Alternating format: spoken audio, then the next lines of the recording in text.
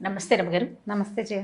రమగారు, పిల్లలకి సంబంధించి వాళ్ళకి కొంచెం ఒంట్లో బాగోకపోయినా లేకపోతే బాగా చదువుకోవాలన్నా భయపడుతున్నా మనం రకరకాల మంత్రాలు లేకుంటే చదువుకోవాల్సిన ఏదైనా దేవుడికి సంబంధించిన ఒక 2 లైన్లు పద్యాలు అలాంటివి నేర్పిస్తూ ఉంటాము. హనుమాన్ చాలీసా చదువుకోండి అనో భయపడుతుంటే అట్లా చెప్తాం. బాగా చదువుకోవాలంటే దానికి సంబంధించిన విధి విధానం ఉంటుంది.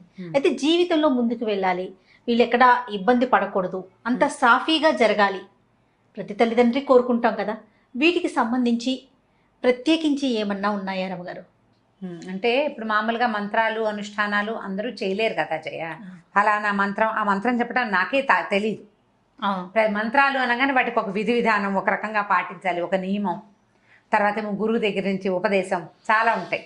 అవన్నీ చేయలేకపోతాం. మనం తేలిగా ఏం చేస్తాం, శుక్లాంబరతనం నేర్పిస్తాం, ఇక ఆంజనేయ స్వామి మనోజవం నేర్పిస్తాం, దండకం నేర్పిస్తాం, వినాయకుడికి ఏవో 4 పద్యాలు నేర్పిస్తాం. అయితే తల్లులు చేసేందుకు ఒక మంచి ప్రక్రియ ఒకటి ఉంది జయ. మా ఇంట్లో చాలా కాలంగా చేస్తున్నారు, మా అక్కయ్యలంతా ఎంతకాలం నుంచో తెలుసు నాకు. ఇది ఒక ప్రత్యేకమైన విధానం. మామూలుగా సాధారణంగా మనకి ఎట్లా చెప్పుకుంటాం, రామాయణం ఆది కావ్యం. అవునండి. వాల్మీకి ఆది కవి. మానవ జీవితానికి వరబడి సీతారాములే, రాముడే మనకి ఆది అత్యద్భుతమైన, అంటే అనుసరించదగిన మానవుడు రాముడు. ఆయన తాలూకు ప్రతి విషయము మనం ఆచరణీయమే. అది మనకి ఆయన అన్నయ్యగా చాలా అద్భుతమైన వాడు, కుమారుడుగా చాలా అద్భుతమైన వాడు, భర్తగా పరమాద్భుతమైన వాడు, రాజుగా ఇప్పటికీ మనకి రామరాజ్యమే కావాలని కోరుకుంటాం. ఈ రాముని కథను రాసిన రామాయణమే మనకి ఆది కావ్యం, పరమ పవిత్రమైన గ్రంథం. అదే కదా మన మొట్టమొదటి కథ. అయితే ఈ రామాయణంలోంచి కొన్ని శ్లోకాలని మనం చదువుకోవచ్చు. దీనికి గురూపదేశం అక్కర్లేదు, పెద్దగా నియమాలు ఏం లేవు. రోజువారీ దేవుడి దగ్గర దేవుడికి పెట్టుకుని ఏదో చదువుకుంటారు కదా, దేవుడికి పెట్టుకు చదువుకునే విధానం ఇంచుమించు చాలా ఇళ్లల్లో ఉంటుంది. పెద్దవాళ్ళ మా ఇళ్లలో లేదండి అంటారు, మా ఇంట్లో లేదండి. లేకపోయినా కూడా ఈ రోజుల్లో ఏం చేస్తున్నారు, ఇలా 4 మంచి చాగంటి వారివని, తర్వాత సామవేదం వారివని ప్రవచనాలు విని దీపం పెట్టుకోవాలని, దేవుడికంటూ ప్రత్యేకంగా ఒక గూడు పెట్టాలని, సాయంకాలం అయ్యేసరికి కాస్త ధూపం వేయాలని అందరూ నేర్చుకుంటున్నారు. రెండోది ఏంటంటే, మనం ఉన్న ప్రస్తుత పరిస్థితుల్లో బలవత్తరమైన దైవ సహాయం కావాలని ప్రతి వాళ్ళు కోరుకుంటారు. అది నేను పెద్దగా నమ్మను అని బయటికి చెప్పినా నమ్మకం అనేది లోపల భాగాల్లో ఉండేది, లోపల ఉంటుంది. అది ఎవరికి చెప్పక్కర్లేదు కూడా. అవును, నేను ఫలానా చేస్తాను, నేను మా ఇంట్లో దీపం పెట్టుకుంటాను, నేను రోజు దీపం పెడతాను అని ఎవరికైనా ఎందుకు చెప్పాలి? నేను అన్నం తింటాను అని చెప్పం కదా మనం. సహజంగా జరిగేది. దీపం పెట్టుకోవటము, దండం పెట్టుకోవటము కూడా అత్యంత సహజమైనవి. దండం పెట్టుకోవడం సహజం, దీపం పెట్టుకోవడం కూడా అలాగే, మరీ సహజం. అది అలాగే అయిపోయింది. ఇప్పుడు దీపం పెట్టుకోకపోయినా ఒట్టిగా ధూపం వెలిగించిన, అగరవత్తి వెలిగించి దేవుడి పటం, ఏదైనా ఒక రాముల వారి పటము, ఒక వెంకటేశ్వర స్వామి పటము లేని ఇల్లు ఉంటుందా? హిందువుల ఇళ్లలో ఉండదు. ఎవరో ఏదో ఒక స్వామి దేవాలయం ఖచ్చితంగా ఉంటుంది. ఓ బాబా గారని, ఒక వినాయకుడని, ఓ కృష్ణుడని, ఓ రాముల వారని, ఓ నరసింహస్వామిని, ప్రతిమైన ఉంటుంది. ఖచ్చితంగా ఒక్క దేవుడి ఫోటో అయినా ఉంటుంది. ఏ శుక్రవారమో శనివారమో ఎప్పుడో ఒకప్పుడు ఓ దండం పెడతాం. ఏదైనా భయం వేసినప్పుడు దేవుడా అని దండం పెట్టుకోవడానికి కూడా ఒక ప్రతిమ కావాలి మనకి. అవును. ఇట్లా ఎంతో కొంత చేసుకునేవాళ్ళు. దేవుడి కోసం ఏదైనా చేసుకోవాలి ప్రత్యేకంగా, పిల్లల భవిష్యత్తుకి బాగుండాలి అంటే రామాయణంలో కొంచెం ఒక ప్రత్యేకమైన ఘట్టంలో సీతాదేవి చెప్పిన 4 శ్లోకాలు చాలా అనుసరణీయమైనవి, ఆచరణీయమైనవి. సులువు, కష్టం ఏమి లేదు. శ్లోకాలు కష్టం కాదు. ఇది ఏ సందర్భంలో అమ్మవారు, ఇది సీతా అమ్మవారు చెప్పారో చెప్దాం. సుందరకాండ అంటే ఎప్పుడు, ఇది సీతా అన్వేషణ అప్పుడు ఆంజనేయ స్వామి తదితరులు బయలుదేరారు సీతాదేవిని అన్వేషిస్తూ. రావణాసురుడు సీతను తీసుకెళ్ళిపోయాడు. రామలక్ష్మణులు ఇద్దరు కిష్కిందకు వచ్చి సుగ్రీవుడితో స్నేహం చేశారు. సుగ్రీవుడు వీళ్ళ సఖ్యానికి బదులుగా కొంతమంది వానరులను పంపించి సీతను వెతికిస్తానని చెప్పాడు. ఈ సీతాదేవిని వెతకడానికి బయలుదేరి 4 పక్కలకి భూమి 4 చెరగలా వెతుకుతూ ఒక సమూహం, ఆంజనేయ స్వామి, అంగదుడు, తర్వాత జాంబవంతుడు కలిసి ఉన్న సమూహం ఏమో సముద్ర తీరానికి వెళ్ళింది. అక్కడ వాళ్ళకి సంపాతి అనే ఒక గద్ద వల్ల, జటాయువు యొక్క అన్నయ్య ఆయన వల్ల సముద్ర లోపల ఉన్నటువంటి లంకలో ఒక స్త్రీని ఈయన తీసుకెళ్ళాడని తెలుసుకున్నారు. అక్కడి నుంచి ఏం చేశాడు ఆంజనేయ స్వామి, మిగిలిన వాళ్ళంతా మేము ఇది దూకగలము, దాటగలము అని ఒక్కొక్కళ్ళు చెప్తున్నారు. మేము ఇంత దూరం వెళ్ళగలం, సముద్రాన్ని దాటగలం ఒక గంతులో అంటే. ఆంజనేయ స్వామి నిశ్శబ్దంగా కూర్చున్నారు. కూర్చుంటే ఈయన జాంబవంతుడు ఏం చెప్పాడంటే, మనందరికంటే కూడా ఎక్కువ శక్తిశాలి ఆంజనేయుడు, నువ్వు వెళ్ళగలవు అని. ఈయనకి ఈ కిష్కింద కాండలోనే ఇదంతా ఉంటుంది. సుందరకాండ స్టార్టింగ్ ఏంటంటే, ఆంజనేయ స్వామి తన శక్తిని జ్ఞాపకం చేసుకుని ఇక్కడి నుంచి ఎగిరి లంకానగర ప్రవేశం చేయటం. పూర్తిగా ఆంజనేయ స్వామి యొక్క తెలివితేటలు, ఆయన గొప్ప, ఆయన శక్తియుక్తులు, ఆయన యొక్క ఎంత ప్రభావాతిశయాలు కలిగిన వాడు, అవన్నీ కూడా మనకు సుందరకాండలో కనపడతాయి. ఈయన అక్కడికి వెళ్ళాడు, సముద్ర లంఘనం చేశాడు, లంకిడిని పడగొట్టాడు. అశోకవనంలో సీతాదేవిని చూసి ఇప్పుడు రాజును చూడాలి, ఈ లంకకి రాజు ఎవడో అతన్ని కలుసుకోవడం కోసం అశోకవనాన్ని ధ్వంసం చేసేసాడు. వాళ్ళు పట్టుకున్నారు. వచ్చిన వాళ్ళని కొంతమందిని సంహరించేశాడు. అక్షకుమారిని సంహరించి బ్రహ్మాస్త్రానికి కట్టుబడి, అది కూడా కేవలం బ్రహ్మయందు గౌరవం వల్ల, అంతేగాని బ్రహ్మాస్త్రాన్ని కూడా ఆయన కట్టుబడ్డు. ఆయన ప్రధాన లక్ష్యం ఏంటి? రాజును చూడాలి. బ్రహ్మాస్త్రానికి తల ఒగ్గి వెళ్ళాడు. వెళ్ళిన తర్వాత ఇది చెప్పాడు, మీరు సీతాదేవిని మాకు ఇచ్చేసేయి అని. రావణాసురుడు ఒప్పుకోవాలి, చంపేయమన్నాడు. అయితే దూతోనవత్స్య అని చెప్పాడు విభీషణ్. దూతను చంపకూడదు అంటే నిజం, చంపకూడదు. అయితే ఇది వచ్చిన దూత మానవుడు కాదు, వానరం. వానరానికి ప్రధానమైనది ఏమిటి? తోక. ఆ వాలానికి నిప్పెంటించండి, దీని రోగం కుదురుతుంది అన్నాడు ఆయన. ఈ వచ్చిన ఆంజనేయుణ్ణి ఒకడు సముద్రం మొత్తాన్ని లంఘించి 100 యోజనాలు దాటగలిగిన వానరం సామాన్యమైనది కాదన్న ఇంగితం పడలేదు రావణాసురుడు. వ్యామోహం అలాంటిది. వ్యామోహం, తన శక్తి మీద ఆయనకున్న అపారమైన విశ్వాసం, నమ్మకం, దాంతో తోకకి నిప్పంటించారు. ఈయన ఏం చేశాడు? తన తోకకి నిప్పంటితే ఊరుకోకుండా లంకకి నిప్పంటించాడు. ఎప్పుడైతే ఈ వచ్చిన కోతికి, అశోకనవనాన్ని పాడు చేసిన కోతికి తోకకి నిప్పంటించారని తెలిసిందో సీతాదేవి వెంటనే అగ్నిదేవుణ్ణి ప్రార్థించింది. ఇది ఎక్కడుందంటే సుందరకాండలో 53వ సర్గలో ఉంది. 28, 29, 30, 31 4 శ్లోకాలు. ఈవిడ ప్రార్థించింది అగ్నిదేవుణ్ణి. ఇది పిల్లలకి ఎట్లా కనెక్ట్ చేస్తారు అంటారు ప్రశ్న. ఇప్పుడు ఆవిడ అగ్నిదేవుడిని ఏమని ప్రార్థించిందంటే, ఆంజనేయుడు పట్ల చల్లగా ఉండు అని. అగ్ని దాహకత్వమే అతని లక్షణం, కాల్చటం ఆయన గుణం. అవునండి. ఒక వానరము తోక, దాని నిండా వెంట్రుకలు ఉంటాయి.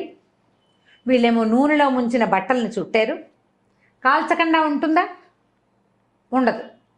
అంత ప్రచండంగా కాల్చవలసిన అగ్నిని నా యొక్క పాతివ్రత్యం వల్ల నేను ఎలాంటి దాన్నో, నా గొప్ప, నా భర్త, నేను, మా లక్షణాలు, నన్ను కాపాడడానికి వచ్చినవాడు, నన్ను కాపాడాలని కంకణం కట్టుకున్న సుగ్రీవుడున్నాడు, ఇదంతా నిజమైతే నువ్వు అతనికి చల్లగా ఉండాలి అని చెప్పింది.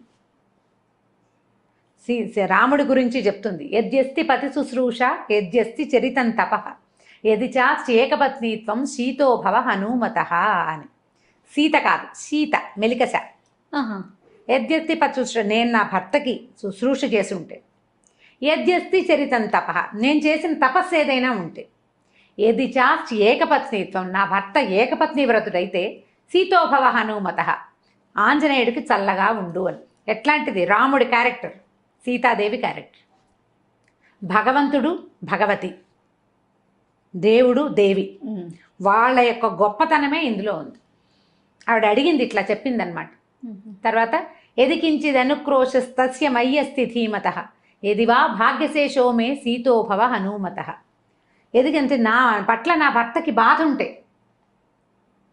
నా మీద అనుక్రోశం, అయ్యో నేను ఇలా తప్పిపోయాను, నేను నన్ను ఎవరో తీసుకుపోయారన్న దుఃఖం నా భర్తకుంటే, ఆయనకు ఉందా లేదా? ఎంత బాధపడుతున్నాడు సీతాదేవి కోసం. వాడి మహా నరకం అనుభవించాడు రాముడు ఆమె లేకపోవటం వల్ల. ఎదివా భాగ్యశేషం, నా గనక కొంచెమైనా అదృష్టం ఉంటే ఇతనికి చల్లగా అవ్వాలి నువ్వు. బా, ఆవిడ అదృష్టం ఏమిటి? ఆంజనేయ స్వామి రావడం. ఏడాది సమయం ఇస్తే ఏడాది లోపలే ఆమెను వెతుకుతూ ఒకడు రావటం, ఆ వచ్చిన వాడు ఈమె ఇక్కడ ఉందని వెళ్ళి వెనక్కి వెళ్ళి చెప్పడం, వాళ్ళంతా వచ్చి ఈమెను రక్షించడం. సంవత్సర కాలంలోనే ఆవిడ అదృష్టమే అది. ఆవిడ ఏడాది టైం పెట్టింది. ఏడాది తర్వాత అయ్యి ఉంటే ఈవిడేమయ్యేది? కథ మారిపోయేది కాదు పూర్తిగా. ఎది మాం వృత్త సంపన్నాం తత్సమాగమలాలసాం సవిజానాతి ధర్మాత్మ శీతోభవ హనుమత.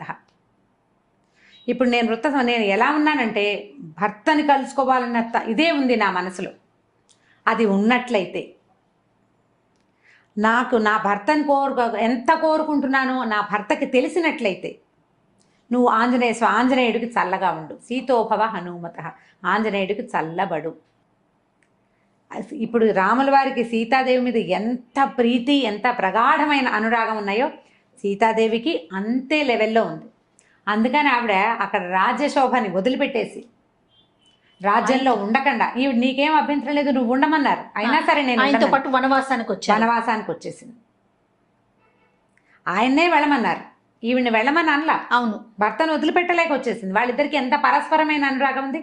ఈ దేవీ దేవతలకు ఉన్న పరస్పరమైన అనురాగం ఒక భార్యాభర్తల మధ్య ఉన్న ప్రగాఢమైన అనురాగానికి గుర్తు అనమాట, ప్రతీక. దాని ప్రతీక. అదే చెప్తుంది. తర్వాత యదిమాం తారయే దార్య సుగ్రీవ సత్యసంగర తస్మాత్ దుఃఖాంబు సంరోధాత్ శీతోభవ హనుమత. నా దుఃఖం ఆగడానికి నన్ను కాపాడాలని సత్యసంధుడైన సుగ్రీవుడు ప్రయత్నిస్తూ ఉంటే ఈ దుఃఖాన్ని అణచుకోవాలి నేను. ఈ దుఃఖం అణగాలంటే నువ్వు ఆయనకి చల్లగా ఉండాలి, ఆంజనేయుడికి. నా దుఃఖం పోవాలంటే సుగ్రీవుడు వచ్చి నన్ను రక్షించాలి. ఇప్పుడు ఇతను వెళ్ళాలి కదా, ఈయన వెళ్తే నేను రక్షించబడి అక్కడికి వెళ్తే నా దుఃఖము కష్టము నన్ను కాపాడాలని సత్యసంధుడైన సుగ్రీవుడు ప్రయత్నిస్తున్నాడు. ఇది జరగాలంటే నువ్వు చల్లబడు అని అగ్నిదేవుణ్ణి ఆజ్ఞాపించింది. ప్రార్థించినట్టు చెప్తారు. ఆవిడ ప్రార్థించింది కానీ అది ఒట్టి ప్రార్థన కాదు, ఆజ్ఞ. నేను పతివ్రతని, నువ్వు ఆగు అంటే ఆగాలి. నేను పతివ్రతనైతే, నా భర్త ఇట్లాంటి వాడైతే, మా ఇద్దరికి పరస్పరమైన అనురాగం ఉంటే, నాకు అదృష్టం ఉంటే, అంటే ఉన్నాయి ఉన్నాయి ఉన్నాయి ఉన్నాయి అని ఒప్పుకోవాలి. చెప్పకనే చెప్తున్నారు. ఇవన్నీ ఉంటే నువ్వు చల్లగా ఉండాలి అని ఆమె అగ్నిదేవుణ్ణి ప్రార్థిస్తే తోకకి చుట్టబడినటువంటి అంత అగ్ని సమూహం ఉన్నా లంకంతా కాల్చేశాడు కానీ ఆయనకి ఏమీ కాలేదు, కసుగంద లేదు, చల్లగా ఉంది తోక. ఆయనకి మండుతున్న తోకని నీటిలో ముంచి చల్లార్చుకున్నారు కానీ బాధ ఏమీ లేదు, ఆయనకి చల్లగానే ఉంది. అగ్నిని ఆర్పారు కానీ బాధ కాదు.